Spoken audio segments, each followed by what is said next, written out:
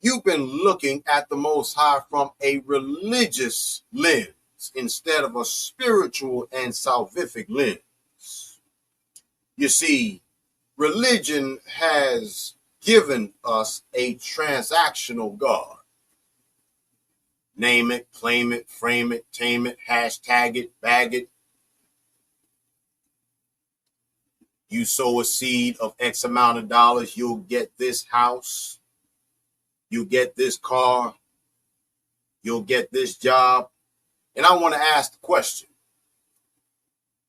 did you all get any of those things that the false prophets and the pulpit pimps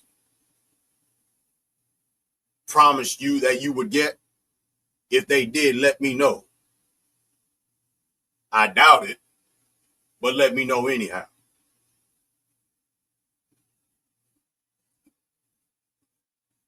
And see, that is not the Almighty of Isaiah 55.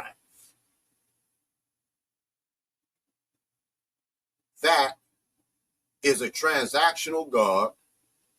That is a vending machine with a throne.